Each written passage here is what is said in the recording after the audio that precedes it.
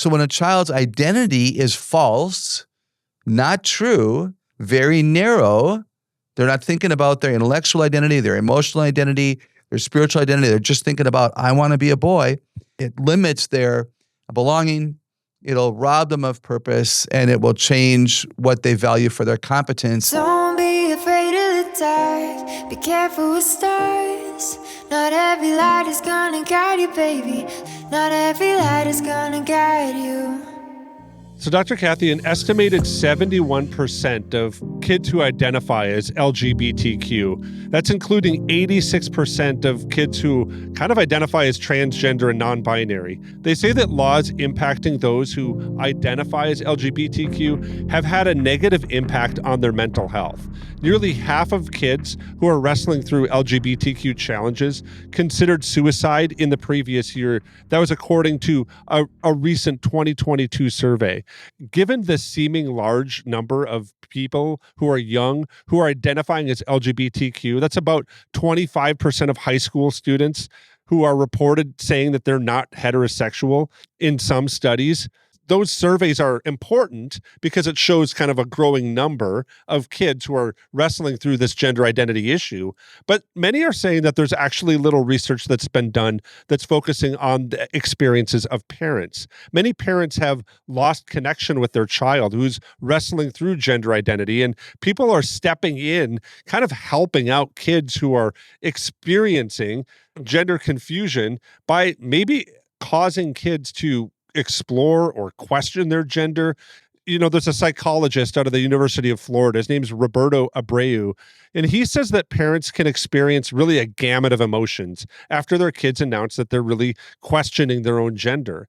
And these emotions can be things like shock, confusion, sadness, worry, guilt, fear, grief, anger. All of that really is emerging from parents. And it can take sometimes 2 years or more for those emotions to abate, according to Abreu. He says that parents often feel overwhelmed by the disconnect between their earlier beliefs about their child's identity and what their child is now telling them now is their identity. And this burden is enhanced as parents now are working to navigate kind of schools, especially with pronouns and walking through the kid's new identity and making sure the school kind of falls in line with it. But then there's also things like healthcare and other governmental systems that really are there to kind of support the parent, but maybe not support the parent, support the child. And it's adding strain now on these relationships. So Dr. Kathy, I have to note this kind of as we start this conversation. Many countries around the world are really halting so-called gender reassignment surgeries and even encouraging quote unquote gender transition treatments for all people. That's for kids and adults alike. And this is really kind of causing some to really ask big questions of the U.S., which is running really kind of haphazardly into this whole fray to encourage kids to reinforce their questioning of their own gender. Is there a problem? And if so, what is the greatest challenge then for kids when we encourage them to question their gender identity and kind of place it before them as this is normal, and they can really build their own gender identity as, you know, an adolescent who's starting to understand the world? Is that a problem? And if so, what really is then the greatest challenge that kids face with that? It is a problem, yes. And I'm glad you pointed out that some of the countries that began allowing people to transition their gender are now the first ones to really disallow it, and they're really changing their counseling and their therapy model.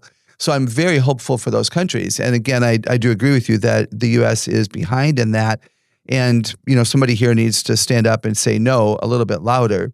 It's absolutely a problem. Gender, in our opinion, as Bible-believing followers of Christ, we believe that there is a biblical sexual ethic. We believe that there is a male and female set and chosen by God, not to be fooled around with. And when we allow children to believe that, oh, gender isn't real and I can be whoever I want, we're giving them license to believe that nothing's real and that nothing that God did for them is set in stone or was good. If my gender is wrong, then my gifts are wrong and my family is wrong and my everything is wrong. It's not wise to let kids believe that. Yeah, and you talk a lot about kind of identity and purpose and meaning. And I think that this whole idea of gender identity is really interesting. When we kind of encourage kids to question their identity and really to remake it, how does that go, especially to your kind of research? I'm thinking of the book Five to Thrive, right? Where you talk a lot about how identity and kind of formed and how we kind of build those things. What does this do for kids when we just kind of challenge them or question them on maybe some fundamental realities that they've had introduced to them? And is there something missing when we look at this topic that is primary inside of their identity that maybe some people that are advocating gender questioning are missing with what identity is? Oh, that's so interesting. Thousands of things that they're missing. So identity is rooted in security. So who can I trust is huge. If you want to influence your children's view of themselves, you must be someone they can trust. And unfortunately, we're allowing our children to trust their feelings. And we're sending them to people who say your feelings are real and go with the flow. And I could testify to how dangerous that would be in my own life. If I went with all my feelings, I'd weigh 200 pounds more than I weigh. And that's not a joke, because I like chocolate and I like onion rings, French fries, and a double bacon cheeseburger, all right? But I can't always go with my feelings because I know enough about my life and I want to live it well for the Lord.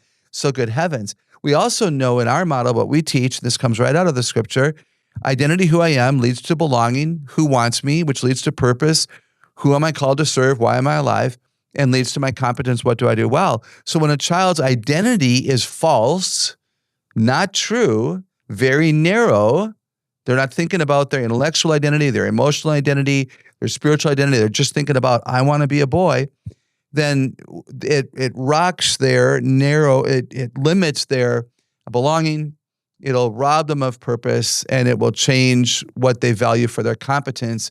Everything goes south. So, Dr. Kathy, I think that this really does impact those that kind of build that fundamental reality for kids, parents and grandparents. When parents and grandparents kind of address this, it's often one of the scariest things I think that they can kind of encounter, especially right now, because of the different things that we're hearing, studies and what have you, that kind of come with this. And we're kind of told to adopt it whole hog and just kind of accept it. This is just the way that the world is today. What would you say to parents and grandparents? What encouragement would you give to them if their kids are questioning this, or if their kids' friends are questioning this? I appreciate that. The data on suicide is what I hear from a lot of parents and grandparents about. They're very afraid that if they don't allow their child or grandchild to transition, that child will kill him or herself, because they've heard data like this from the Trevor Project, and their Trevor Project's very biased. They're going to give us data from the people they survey that's going to make their cause celebrated. So I want us to be very discerning here. What I want everyone to understand is that the suicide rate among 10 to 24-year-olds is, I think it's the second leading cause of death for 10 to 24-year-olds across the board is suicide. We have an epidemic in our country of sadness, anxiety, stress, and depression, isolation. Unfortunately, busy and overwhelmed parents who are not available to their kids. And I don't say that lightly. The education system that is crowded and hurried and turn the page, here's another test. We have got to do better at connecting with our kids, no matter what their gender, sexuality, belief system might be.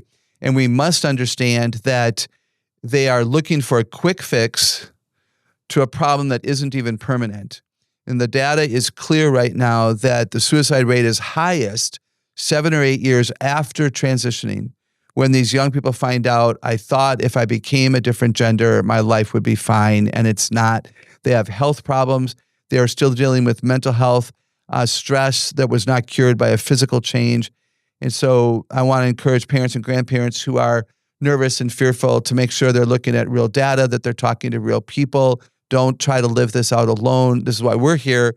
But you also, I pray, would have friends and members of a peer group and a Bible study and hopefully a pastor who would walk with you if you're dealing with this personally. What kind of outlook should they have then on this? I've often heard that it's important for parents and grandparents to have kind of a long game, but with that, no matter what, they're going to encounter this, right? So I have it with some friends of mine that, their kids are identifying as, caring or their friends have, same-sex partners that they spend time with, and they come home for Christmas, and they come home for Easter, and they come home for these different holidays. And the parents are kind of in this place of, we're walking through this long game. But is there a way to relate to our kids? And how would you say we can relate to our kids when this just feels like such a fundamental way that we, connect with adult children? My parents, connect with me through my grandkids many times, right? That's what draws us together. What do you do when that's not there? How do you connect with, adult kids who might be in this place where they're not living out that reality that you had dreamed for them when they were 5 or 6 years old? Yeah, very carefully. Own your sadness, grieve well, pray, and you don't have to tell them that you're praying. Be available. What else can you talk about? There's more than gender. Do you still enjoy golf? So do I. What's your favorite course lately? Talk about things that you have in common with them. Bring up memories, not let me remind you of a good time in our life. Like, you don't have to say it that way, but talk about what you have in common. Talk about the hopes. All these people have hopes and dreams, aspirations, and goals for their lives. We can talk about a lot of things that don't have to be rooted in their choices for their gender or their sexual expression. And if that's all you talk about, all you think about, and all you fear, they're going to know that, and they will probably distance themselves from you. I also want to say, Wayne, with a lot of respect for our listeners, that this starts when kids are young. It starts when we say no to the no things when they're young, when we don't let them have everything they want because we know it's not healthy and good for them. And we teach them that boundaries are blessings when love is the goal. And trust our experience and trust that we love you well. And this is why we're going to say yes to this and no to that. As Dr. Kathy was talking today, it reminded me of a passage coming out of John 1. I'm going to begin reading at verse 14. And the Word became flesh and dwelt among us, and we have seen his glory. It's the glory of the only Son from the Father, full of grace and truth. John bore witness about him and cried, "This was he of whom I said, he who comes after me ranks before me, because he was before me. For from his fullness we have all received grace upon grace." That phrase that John writes here at the beginning of his gospel, grace upon grace, is something that really strikes me, especially when we talk about this topic specifically. It is really by God's grace that we have people in our lives that we care about. It's also by God's grace that those people whom we care about can feel the expression and the care, the love that we might have for them. And I think when we look at this topic, and especially as we read throughout John's gospel, but you could read throughout almost any place in scripture, the confusion seems to be insurmountable in many cases. And what we see within the way that God approaches that, but not just God, the church too, there's a simple, gentle love that comes out, a grace that kind of permeates and oftentimes infiltrates and breaks down confusion to bring, I would say, maybe enchantment. That idea of enchantment meaning really finding ourselves inside of the song, finding ourselves inside of the canto, if we want to use the Spanish form of that word. There's this reality that God invites us into this incredible story, and he gives us grace upon grace to stand there and to be in it. And as John writes, we find that grace upon grace comes from his Son. And I think pulling back, especially in some of these hard moments, and just simply loving well, being present in that brokenness, that's what Jesus did in John 1, coming down and making his dwelling among us. It's also what we're called to do in some really challenging and dark times. So we want to encourage you with that, give you courage for that moment. Be willing to step into the dark times and be present and be a simple light that shines and is grace upon grace in different moments and situations and circumstances. I want to thank you for listening to the Celebrate Kids podcast in this daily segment, Facing the Dark. Dr. Kathy is getting ready to launch a new course in the month of April, and we're looking at how building character is stronger than building obedience for our kids.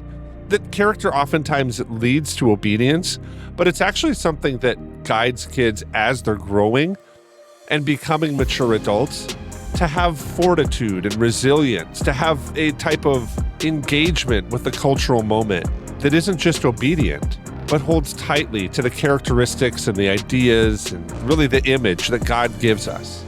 So we want to invite you to sign up for that. And you can do that by going to our website, celebratekids.com. I want to thank you for listening to the podcast today. On behalf of Dr. Kathy Cook, my name is Wayne Stender, and we're really looking forward to seeing you here again tomorrow.